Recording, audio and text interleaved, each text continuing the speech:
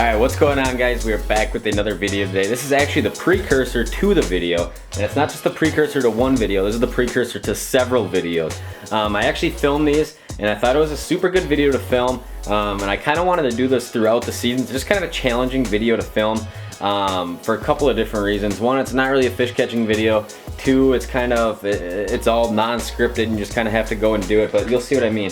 And it's basically, I wanted to show you guys how to find the best seasonal walleye spots for that time of year. You know, if you're new, if you're unfamiliar with the body of water, or if you're just struggling, this is kind of the same thing I do, kind of no matter where I'm walleye fishing in the middle of summer, to quickly find some of the best spots. And there's several patterns kind of going on every lake and stuff like that. So this video is basically all about, and it's going to walk you through, there's kind of three different, you know, areas that I look for a lot of midsummer walleyes, and we're going to kind of walk you through those. So this will be the first video. The next day we'll probably air another one, the next day we'll probably air another one, but it was kind of too much information to pack it all into one like 40-45 minute video, so I wanted to make it a couple different ones. That's what we're going to do today. We're going to start driving around, and we're going to start with the map, and we're going to kind of go over a number of different type of spots, right? And we'll kind of talk about that as we get into it, because you know, one thing you notice when you start doing this a lot is normally there's a couple of different things going on in lakes, right? And a lot of times what you see in the summer is you might have a rock relating deeper bite that might be set up, these fish might be set up deep, and then you might have a slightly shallower weed oriented bite or something like that. You know, if you're fishing like a river system, you might have fish in a heavy current area that might be shallower than fish you know, that are out in like a main basin of that river system, right? And a lot of times there's several different things going on, so we're gonna kind of go into that and start driving around, showing you the map, showing you some fish, and hopefully catching a few fish. So I think it's gonna be extremely beneficial. Stay tuned, let's get it going. All right, guys, so kind of the other bite going on this time of year is a deep hump or deep point extension type of deal, and I'll kind of show you what I mean here by looking at the graph, right? Now a lot of this bite takes place kind of like in that, I don't know, you know, 20 to 25 foot range. The specifics might change a little bit. Your lake might be 15 to 20, but kind of this deeper hump bite, deeper than the weeds, right? And you just saw us catch that nice fish and find some other ones, you know, up in like that 12, 13, 14 foot stuff up on top of some of these humps because they're weed oriented. Now, a lot of times these rock fish or deeper structure fish will be related to some of these deeper humps.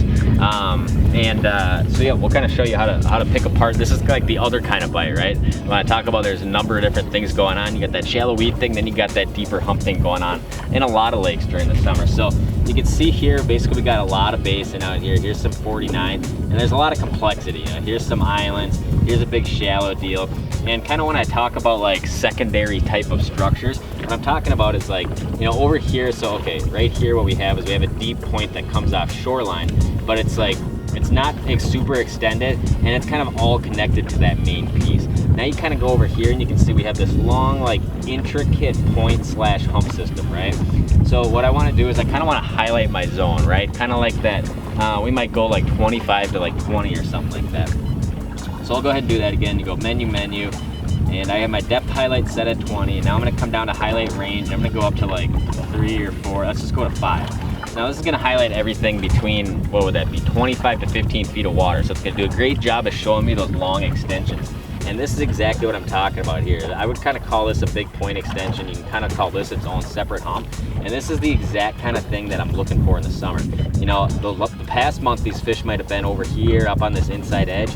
Now what they've done is they pushed out to some of this kind of stuff. And I'll go ahead and take a screenshot here just so you guys can kind of get a better idea of what I'm looking at here. I don't know how well the GoPro's recording, but you know, this is the kind of deal right here. You can see lots of deep water around, and it's kind of like a long, fingery type hump, right? And a lot of times these might be rock or, you know, kind of whatever it is. It's a big flat spot out the basin that is very basin oriented, right? So this is always kind of like that next bite that we fish a lot of, is this next deeper water type of pattern. A lot of times it's humps or point extensions. So next thing we can do is drive over there, see what the hump is. It's probably rock, and you know, see what's there for fish.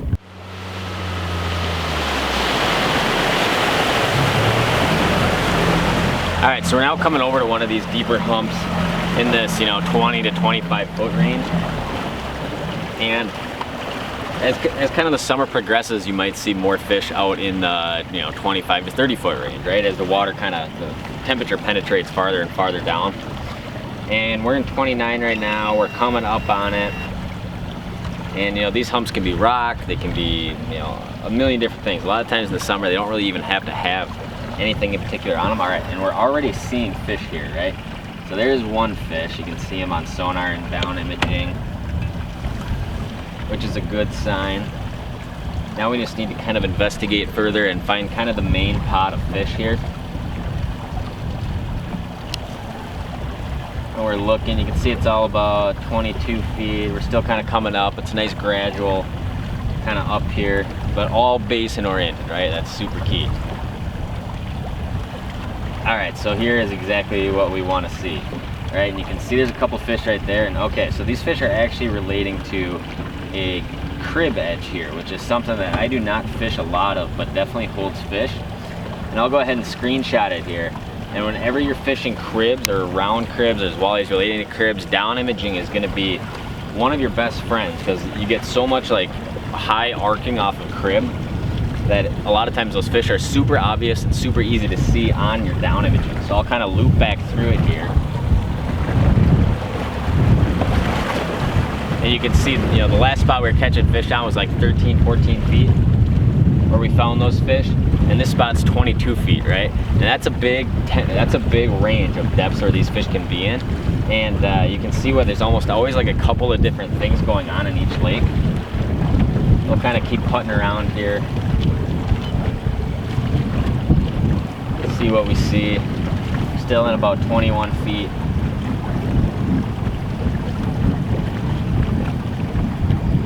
We're not seeing a lot right now. So these fish are probably definitely relating to the cribs, right? Just judging by the lack of fish we're seeing anywhere else on top of this thing. We'll keep putting it. And obviously if I turn my side imaging on, I'd probably see a lot more of these cribs. So there's another crib, no fish on that one. Another crib right there, no fish on that one. And a lot of times when you're fishing cribs, there'll be kind of like one set of cribs on a spot or one main crib where kind of most of these fish are relating to. Here's another crib. Another cribs. There's a big pocket of cribs right here. And I'm not seeing like a ton of fish right now. All right, so here's a pot of fish right here. I'm gonna go ahead and screenshot it for you guys. That is exactly what we want to see. So I'm gonna go ahead, what I'm gonna do is I'm gonna waypoint that quick. And you can see how good that looks, right? That's that stack of fish we want to see. And you know, that's how they look, especially out here on a lot of these deeper water humps. Is up shallow, you know, those fish are generally tight to the bottom, you got a side image them. Out here in this deeper water, you're looking for more stuff that looks like that and looking like that right there, right? That's definitely a nice pocket of walleyes. And if we do more driving around, I'll bet we can probably find another pocket of fish like that, because this is a relatively large hump. And you know, I waypointed those fish right away, and we're gonna set up on them and see if we can get one. All right, and pretty much right away. Ooh. I don't know if this is a bass. Oh no, this is no bass. Dude, if this is a walleye, which I'm pretty sure it is. I don't know, Surly, what do you think? Is this a walleye? If this is a walleye, this is like really the one we were after. I mean, look at him go right now. Walleyes don't fight though, right? They're not supposed to fight. There's always just that moment where you're just waiting to see some gold on there. Oh yeah, definitely the right one. I was probably fishing for about, I don't know, 3 minutes there. And there we go, walleye on. And a lot of times, it's definitely what's going on this lake right now, I can tell you just from fishing here today, is that there is less fish in deep water than there is in shallow water, but the size is larger out in the deeper water. And I'll go ahead and show you this fish here. I got a speedboat about to just run me over right now. And there we go. Look at that one. These deep humps are definitely producing larger fish, but less fish right now. And a lot of times that's kind of the pattern for a lot of the summer months, but yeah, there we go. This is about, I don't know, 25 inch. Northern Wisconsin walleye off the deep hump. We'll take it. Let's let that guy go.